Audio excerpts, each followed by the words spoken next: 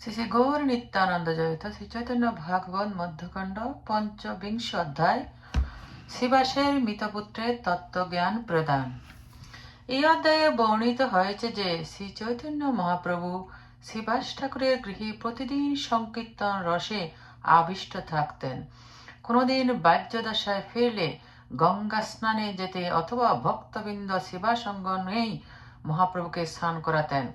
শিবাস ঠাকুরের ভিত্তা দুঃখী প্রতিদিন সজল নয়নে মহাপ্রভুর নিত্য দর্শন করত এবং মহাপ্রভু স্নানের জন্য গঙ্গা থেকে জল বয়ে এনে কলসি ভর্তি করত।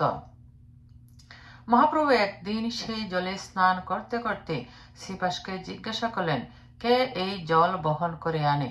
শিবাস জানালেন, তার ভিত্তা দুঃখী।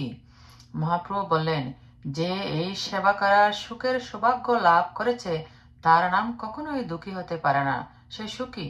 আজ থেকে তার নাম হলো সুখী। আরেকদিন মহাপ্রভু শিবাসের গৃহে ভক্ত বেষ্টিত হয়ে নৃত্য কীর্তন করেছেন।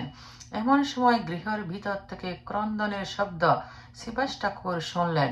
তৎক্ষণাৎ তিনি ভিতরে প্রবেশ করে দেখলেন তার শিশুপুত্র দেহত্যাগ করেছেন। নারীগণ তাকে ঘিরে ক্রন্দন করেছেন। শিবাস ঠাকুর পরম বিজ্ঞ, তিনি নারীগণকে প্রবোধ দিয়ে বললেন ক্রন্দন বন্ধ করতে, কারণ মহাপ্রভুর নিত্যানন্দে ব্যাঘাত হবে। আর যদি ক্রন্দন বন্ধ না হয় এবং মহাপ্রভুর আনন্দে বিঘ্ন ঘটে তাহলে তিনি সশরীরে গঙ্গায় প্রবেশ করবেন। কান্না বন্ধ হলো।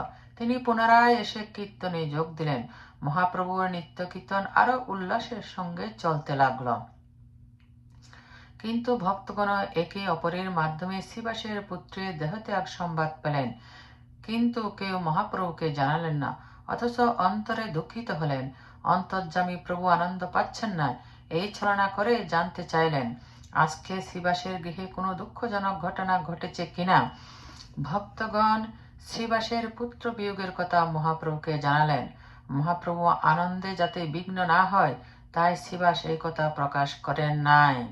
শিবাস ঠাকুরের প্রভুনিষ্ঠা দর্শন করে মহাপ্রভু দুঃখে ক্রন্দন করতে করতে বলতে লাগলেন, হায়, আমি এই মদ ভক্তদের ছেড়ে কিভাবে চলে যাব?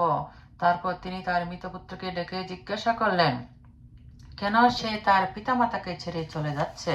মৃতপুত্র জেগে উঠে জানালেন যে এই দেহে তার যতদিন নিবন্ধ ছিল তা শেষ হয়েছে, তাই এখন অন্যত্র চলে যাচ্ছে। সকলেই আপন আপন কর্মফল ভোগ করছে। পিতা মাতা পুত্রাদি সম্বন্ধ বৃথা। মৃতপুত্রের মুখের তত্ত্বকথা শ্রবণ করে গোষ্ঠীসহ শ্রীবাসের শোক দূর হল। সকলে মহাপ্রভুর চরণদ্বরে বিনম্রভাবে প্রার্থনা স্তুতি করতে লাগলেন। ভক্তগণ কীর্তন করতে লাগলেন। মহাপ্রভু শিবাস ঠাকুরের সংসারের রীতির কথা জানালেন। তারপর তিনি বললেন, তারা দুই ভাই আজ থেকে শিবাসের পুত্র। শ্রী চৈতন্য মহাপ্রভু পঞ্চরাত্রিক বিধিমতে বিষ্ণু পূজা করতে আয়োজন করলেন, কিন্তু প্রেমাবেশে মত্ত হয় অর্চন করতে পারলেন না। তখন গদাধর পণ্ডিতকে অর্চনবার প্রদান করলেন।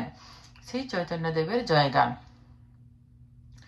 জয় জয় সর্বলোক নাথ গৌর চন্দ্র, জয় বিপ্রবেদ ধর্ম ন্যাসীর মহেন্দ্র, জয় শশী গর্ভরত্ন কারুণ্য সাগর, জয় জয় নিত্যানন্দ জয় বিশ্বম্বর, ভক্ত গোষ্ঠী সহিত গৌরাঙ্গ জয় জয়, শুনিলে চৈতন্য কথা ভক্তি লভ্য হয়।